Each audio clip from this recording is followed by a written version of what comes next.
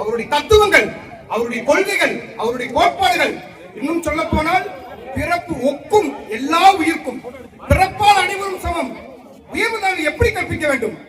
இவன் அயோக்கியன், இவன் திருடன், இவன் தேவையில்லாத செய்ய அப்படிங்கிறது காரணத்துக்காக ஒருத்தர் நீங்க தாழ்த்தப்பட்டவன் சொல்லலாம். ஆனா பிறப்பின் அடிப்படையில் வைத்து இவன் இன்ன சாதி, இன்ன மதம், இதனால் இவன் தாழ்த்தப்பட்டவன் சொல்ல எவ்வளவு பெரிய அயோக்கியத்தனம், எவ்வளவு பெரிய அபத்தம். அதை செய்யக்கூடாது. பிறப்பால் அனைவரும் சமம். நீ செய்யக்கூடிய வேலையை வச்சு, நீ செய்யக்கூடிய தொழிலை வச்சுதான் உன்னுடைய உயர்வு தாழ்வு என்பது நிர்ணயிக்கப்பட வேண்டும். அதை தவிர்த்து பிறப்பால் உனக்கு உயர்வு தாழ்வை கற்பித்தான் என்று சொன்னால் அவன் இந்த சமூகத்தின் சாபக்கேடு.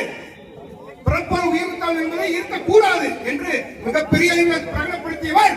இன்னும் சொல்ல போனால் அண்ணல் அம்பேத்கர் தாழ்த்தப்பட்ட மக்களுக்கானவரா? கிடையாது. விளிம்புநிலை மக்களுக்கானவரா? பிற்படுத்தப்பட்ட மக்களுக்கானவரா என்று கேட்டால் அவர் அனைத்து தரப்பு மக்களுக்குமானவர். அவர் இந்த தேசத்தின் தந்தை. பாபா சாஹிப் என்றால் என்ன அர்த்தம்? இன்று நாம் தந்தை பெரியார் என்று சொல்கிறோம் அல்லவா? அதுபோல் வடமொழியில் பாபா சாஹிப் என்றால் தந்தை என்று பொருள்.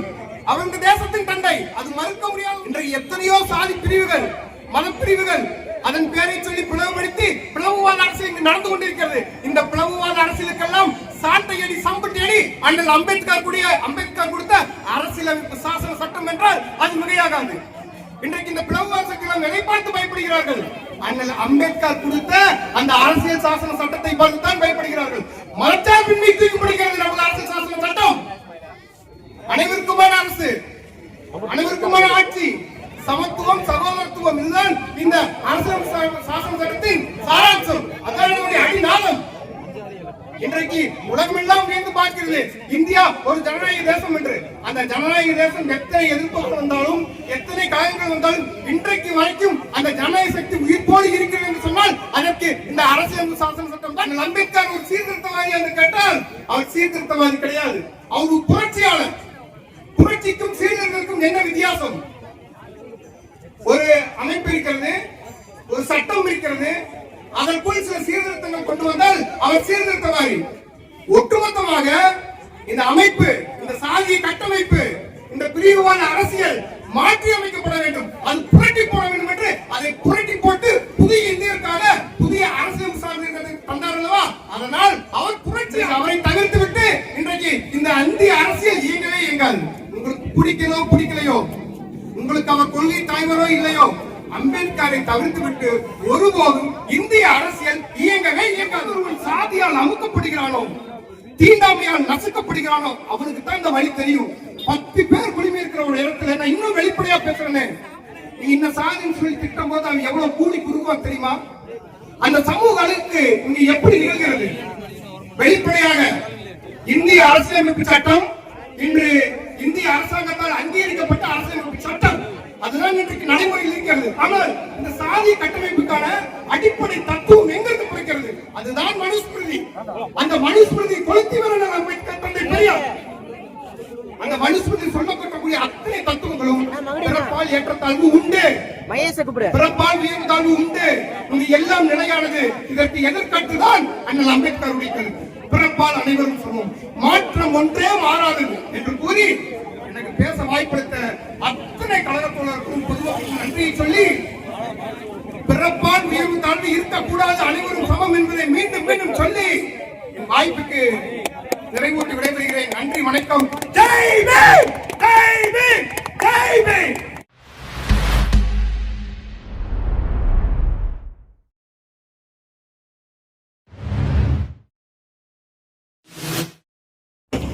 அன்னை தமிழுக்கு முதல் வணக்கம். இங்கு குழுமி இருக்கக்கூடிய அனைத்து தமிழ் சொந்தங்களுக்கும் எனது மறுவணக்கங்களை தெரிவித்துக் கொண்டு எனது இந்த சிற்றுரையை தொடங்குகிறேன். இங்கு குழுமி இருக்கக்கூடிய பொதுமக்கள், தமிழக வெற்றி கழக சொந்தங்கள் மற்றும் மாவட்ட செயலாளர் அண்ணன் பாசத்திற்குரிய கார்த்திக்ராஜன் அண்ணன் அவர்கள் மற்றும் நகர ஒன்றிய பேரூர் நிர்வாகிகள், தொண்டர்கள் அனைவரையும் வருக வருக என விழாவிற்கு வரவேற்று எனது உரையை தொடங்குகிறேன். இன்றைய தினம் இந்திய அரசியலமைப்பின் தந்தை டாக்டர் பாபா சாஹேப் அம்பேத்கர் அவர்களின் பிறந்த நாள் விழா. இது வெறும் பிறந்த நாள் விழா மட்டுமல்ல, இந்த இந்திய துணைக்கண்டத்தின் ஆகப்பெரும் ஒரு எழுச்சியா என்றால் அது மிகையாகாது. எவன் ஒருவனை படிக்கவே கூடாது என்று கோழிப்பையில் அமர வைத்தார்களோ, இன்று அவர் எழுதிய அரசியலமைப்பு சாசன சட்டம் தான் உலகத்தின் மிகப்பெரிய ஜனநாயக சக்தி நாடான இந்தியாவுடைய அரசியலமைப்பு சாசன சட்டம் என்றால் அது மிகையாகாது. படிக்கவே கூடாது என்று சொன்ன ஒருவர் எழுதிதான் இந்த இந்தியாவுடைய அரசியலமைப்பு சாசன சட்டம். இந்த அரசியலமைப்பு சாசன சட்டம் என்பது அவ்வளவு எளிதாக ஈட்டப்படவில்லை. அதற்கு 7 பேர் கொண்ட குழு அமைக்கப்பட்டது. ஒவ்வொருவரும் ஏதோ ஒரு காரணத்திற்காக பின்வாங்கி விட்டார்கள். இருந்த போதிலும் இந்த சுதந்திர இந்திய தேசத்தின் அரசியலமைப்பு சாசன சட்டத்தை தனி ஒருவராக தன் தோள் மீது தூக்கி போட்டுக் கொண்டு ராப்பகலாக உழைத்து உலகின் மேற்கிந்திய நாடுகளாகட்டும், வல்லரசு நாடுகளாகட்டும், கம்யூனிஸ்ட் நாடுகளாகட்டும், இப்படி அத்தனை நாடுகளுடைய அரசியலமைப்பு சாசன சட்டங்களை பகுப்பாய்வு செய்து அது எதெல்லாம் சரியோ, அது எதெல்லாம் இந்த இந்திய துணைக்கண்டத்தை, இந்த இந்திய ஒன்றியத்தை வலுப்படுத்தும் என்று ஆராய்ந்து பகுப்பாய்வு செய்து அதில் மிகச்சிறந்த சட்டங்களை எழுதி இந்திய அரசியலமைப்பு சட்டத்தை நிறைவு செய்தார். இன்னும் சொல்ல போனால் 24 மணி நேரத்தில் 15 மணி நேரங்களை படிப்பதற்காக மட்டுமே அண்ணல் அம்பேத்கர் செலவு செய்தார். வெறும் அரசியல் சட்டமேதை மட்டும் அவர் கிடையாது. பொருளியல், அதுபோல சுய முன்னேற்றம், அரசியல், இப்படி பல்வேறு துறைகளில் வல்லுநர் பட்டம் பெற்றவர், அவர் முனைவர் பட்டம் பெற்றவர், மாஸ்டர் ஆஃப் ஆல் சயின்ஸ் என்கிற ஒரு அற்புதமான பட்டத்தை பெற்றவர் அவர். எல்லாரும் சுதந்திரத்திற்காக போராடி கொண்டிருந்தோம். அந்த வேளையில் பாபா சாஹிப் அம்பேத்கர் சொல்லுவார், இன்று நீங்கள் எல்லாம் சுதந்திரத்துக்காக போராடி கொண்டிருக்கிறீர்கள், ஆனால் எங்கள் மக்கள் இன்னும் தீண்டத்தகாதவர்களாக, ஒடுக்கப்பட்டவர்களாக, விளிம்பு நிலை மக்களாக இருக்கிறார்கள். அவர்களுக்காக குரல் கொடுக்க நீங்கள் உறங்கினாலும் என்னால் உறங்க முடியாது என்று தொடர்ந்து பொதுவெளியில் போராடினவர். இன்னும் சொல்ல போனால் அண்ணல் அம்பேத்கர் தாழ்த்தப்பட்ட மக்களுக்கானவரா? கிடையாது. விளிம்பு நிலை மக்களுக்கானவரா? பிற்படுத்தப்பட்ட மக்களுக்கானவரா என்று கேட்டால் அவர் அனைத்து தரப்பு மக்களுக்குமானவர். அவர் இந்த தேசத்தின் தந்தை. பாபா சாஹிப் என்றால் என்ன அர்த்தம்? இன்று நாம் தந்தை பெரியார் என்று சொல்கிறோம் அல்லவா? அதுபோல் வடமொழியில் பாபா சாஹிப் என்றால் தந்தை என்று பொருள். அவர் இந்த தேசத்தின் தந்தை. அது மறுக்க முடியாத உண்மை. இன்றைக்கு எத்தனையோ சாதி பிரிவுகள், மத பிரிவுகள், அதன் பேரை சொல்லி பிளவுபடுத்தி பிளவுவாத அரசியல் இங்கு நடந்து கொண்டிருக்கிறது. இந்த பிளவுவாத அரசியலுக்கெல்லாம் சாட்டையடி சம்பட்டியடி அண்ணல் அம்பேத்கர் கொடுத்த அரசியலமைப்பு சாசன சட்டம் என்றால் அது மிகையாகாது. இன்றைக்கு இந்த பிளவுவாத சக்திகள் எதை பார்த்து பயப்படுகிறார்கள்? அண்ணல் அம்பேத்கர் கொடுத்த அந்த அரசியல் சாசன சட்டத்தை பார்த்து தான் பயப்படுகிறார்கள். மதச்சார்பின்மை தூக்கப்படுகிறது நமது அரசியல் சாசன சட்டம். அனைவருக்குமான அரசு, அனைவருக்குமான ஆட்சி, சமத்துவம், சகோதரத்துவம், இதுதான் இந்த அரசியல் சாசன சட்டத்தின் சாராம்சம். அதான் அடிநாதம். இன்றைக்கு உலகமெல்லாம் வியந்து பார்க்கிறது இந்தியா ஒரு ஜனநாயக தேசம் என்று. அந்த ஜனநாயக தேசம் எத்தனை எதிர்ப்புகள் வந்தாலும், எத்தனை காயங்கள் வந்தாலும், இன்றைக்கு வரைக்கும் அந்த ஜனநாயக சக்தி உயிர்ப்போடு இருக்கிறது என்று சொன்னால் அதற்கு இந்த அரசியல் சாசன சட்டம் தான் காரணம். அது மறுக்க முடியாத உண்மை. அண்ணல் அம்பேத்கர் ஒரு சீர்திருத்தவாதி என்று கேட்டால் அவர் சீர்திருத்தவாதி கிடையாது. அவர் ஒரு புரட்சியாளர். புரட்சிக்கும் சீர்திருத்தத்திற்கும் என்ன வித்தியாசம்? ஒரு அமைப்பு இருக்கிறது, ஒரு சட்டம் இருக்கிறது, அதற்குள் சில சீர்திருத்தங்கள் கொண்டு வந்தால் அவர் சீர்திருத்தவாதி. ஒட்டுமொத்தமாக இந்த அமைப்பு, இந்த சாதிய கட்டமைப்பு, இந்த பிரிவுவாத அரசியல் மாற்றி அமைக்கப்பட வேண்டும், அது புரட்டி போட வேண்டும் என்று அதை புரட்டி போட்டு புதிய இந்தியருக்காக புதிய அரசியல் சார்ந்த தந்தார் அல்லவா? அதனால் அவர் புரட்சியாளர். இன்றைக்கு புரட்சியாளர் அம்பேத்கரை பற்றி பேச வேண்டும் என்றால் நாள் கணக்கில் நாம் பேசிக்கொண்டே செல்லலாம்.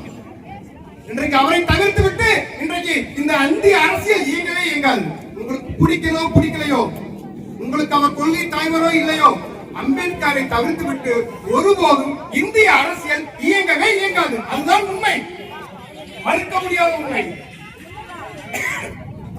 அம்பேத்கர் சொல்வார், கஷ்டப்பட்டு இந்த தேரை நான் முன்னோக்கி எடுத்து கொண்டு வந்துட்டு இருக்கேன், உங்க நாடு முழுக்க 300 அடி இந்த தேரை முன்னெடுத்துட்டு போங்க, ஒருபோதும் பின்னோக்கி எடுத்து விடாதுன்னு சொல்வாரு.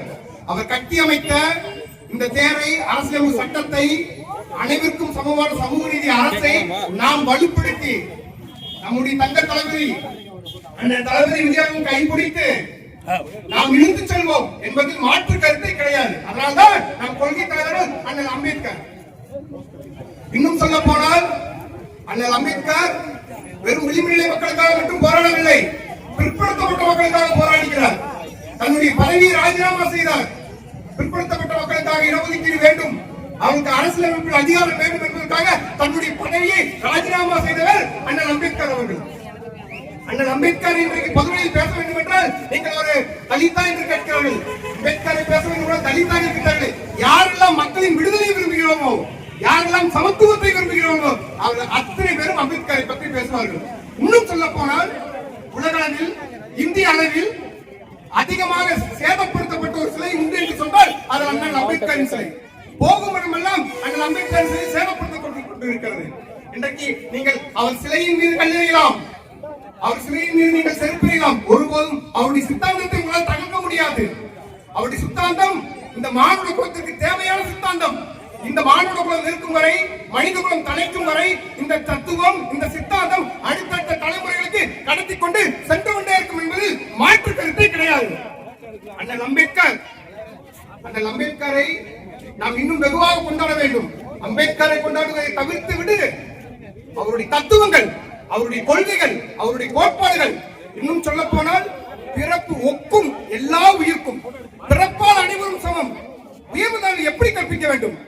இவன் அயோக்கியன், இவன் திருடன், இவன் தேவையில்லாத செய்யலாம் அப்படிங்கிறது காரணத்துக்காக ஒருத்தர் நீங்க தாழ்த்தப்பட்டவன் சொல்லலாம். ஆனா பிறப்பின் அடிப்படையில் வைத்து இவன் இன்ன சாதி, இன்ன மதம், இதனால் இவன் தாழ்த்தப்பட்டவன் சொல்ல எவ்வளவு பெரிய அயோக்கியத்தனம், எவ்வளவு பெரிய அபத்தம். அதை செய்யக்கூடாது. பிறப்பால் அனைவரும் சமம். நீ செய்யக்கூடிய வேலையை வச்சு, நீ செய்யக்கூடிய தொழிலை வச்சுதான் உன்னுடைய உயர்வு தாழ்வு என்பது நிர்ணயிக்கப்பட வேண்டும். அதை தவிர்த்து பிறப்பால் உனக்கு உயர்வு தாழ்வை கற்பித்தான் என்று சொன்னால் அவன் இந்த சமூகத்தின் சாபக்கேடு. பிறப்பால் உயர்வு தாழ்வு என்பதை இருக்கக்கூடாது என்று மிகப்பெரிய அளவில் பிரகடனப்படுத்தியவர் அண்ணல் அம்பேத்கர். அண்ணல் அம்பேத்கரை இன்று தொட்டு இந்த சமூகம் இருக்கும் வரைக்கும் அவருடைய கொள்கை தேவை, கோட்பாடுகள் தேவை. அவரை கைப்பிடித்து அதன் வழி கொள்கைப்படி அரசியல் செய்ய வேண்டும். அதுதான் மிக மிக முக்கியம். பிறப்புக்கும் எல்லா உயிர்க்கும், பிறப்பால் அனைவரும் சமம், யாரும் ஊரே யாவரும் கேளு. 2000 வருடங்களுக்கு முன்பு ஐயன் திருவள்ளுவர் சொன்னதும் இதுதான், கணியன் பூங்குன்றன் சொன்னதும் இதுதான். அம்பேத்கருடைய கொள்கை தலைவர்கள் யார்? நமக்கெல்லாம் கொள்கை தலைவர்கள் அம்பேத்கர், தந்தை பெரியார், காமராஜர், அஞ்சலை அம்மாள், இவர்கள் எல்லாம் நமக்கு கொள்கை தலைவர்கள். அம்பேத்கருக்கு ஒரு கொள்கை தலைவர்கள் இருப்பாங்கல்ல, அவங்க யாரு? அவர்தான் மகான் கௌதம புத்தர். 2500 வருடங்களுக்கு முன்பாக கௌதம புத்தர் சொன்னார், அனைவரும் சமம், பிறப்பால் இங்கு உயர்வுதான் இருக்கக்கூடாது என்று சொன்னார். அவருடைய வழித்தொண்டர்கள் அம்பேத்கர். இன்றைக்கு நாம் அம்பேத்கருடைய வழித்தொண்டர்கள், தந்தை பெரியாரின் மாணவர்கள், காமராஜின் பிள்ளைகள். நாம் அத்தனை பேரும் இந்த தமிழ் சமூகத்தை உயர்த்தி பிடிக்க இந்த கொள்கை கோட்பாடுகளை உள்வாங்கிக் கொண்டு அதன் வழி இந்த தேசத்தை நாம் கட்டமைக்க வேண்டும். சாதி மதம் பார்க்கக்கூடாது, ஏற்றத்தாழ்வுகள் இருக்கக்கூடாது. இந்த சமூகத்தில் பொருளாதார முன்னேற்றம் என்பது எந்த அளவுக்கு மிக முக்கியமோ அதை விட சாதி மத வேதங்களற்ற சமூகம் அமைப்பது என்பது மிக மிக மிக முக்கியம். எவன் ஒருவன் சாதியால் அமுக்கப்படுகிறானோ, தீண்டாமையால் நசுக்கப்படுகிறானோ அவனுக்கு தான் இந்த வழி தெரியும். 10 பேர் குடிமை இருக்கிற ஒரு இடத்துல நான் இன்னும் வெளிப்படையா பேசுறேன். நீ இந்த சாதின்னு சொல்லி திட்டம் போது அவன் எவ்வளவு கூடி குறுகுவான் தெரியுமா? அந்த சமூக அழுக்கு இங்க எப்படி நிகழ்கிறது? வெளிப்படையாக இந்திய அரசியலமைப்பு சட்டம், இன்று இந்திய அரசாங்கத்தால் அங்கீகரிக்கப்பட்ட அரசியலமைப்பு சட்டம், அதுதான் இன்றைக்கு நடைமுறையில் இருக்கிறது. ஆனால் இந்த சாதி கட்டமைப்புக்கான அடிப்படை தத்துவம் எங்களுக்கு பிடிக்கிறது, அதுதான் மனுஸ்மிருதி. அந்த மனுஸ்மிருதி கொளுத்திவர் அம்பேத்கர், தந்தை பெரியார். அந்த மனுஸ்மிருதி சொல்லப்படக்கூடிய அத்தனை தத்துவங்களும் பிறப்பால் ஏற்றத்தாழ்வு உண்டு, பிறப்பால் உயர்வு தாழ்வு உண்டு, இது எல்லாம் நிலையானது. இதற்கு எதிர்கட்டுதான் அண்ணல் அம்பேத்கருடைய கருத்து. பிறப்பால் அனைவரும் சமம், மாற்றம் ஒன்றே மாறாதது என்று கூறி எனக்கு பேச வாய்ப்பளித்த அத்தனை கழகத்தோழருக்கும் பொதுவாக நன்றியை சொல்லி, பிறப்பால் உயர்வு தாழ்வு இருக்கக்கூடாது, அனைவரும் சமம் என்பதை மீண்டும் மீண்டும் சொல்லி என் வாய்ப்புக்கு நிறைவூட்டி விடைபெறுகிறேன். நன்றி, வணக்கம். ஜெய் பீம், ஜெய் பீம், ஜெய் பீம்.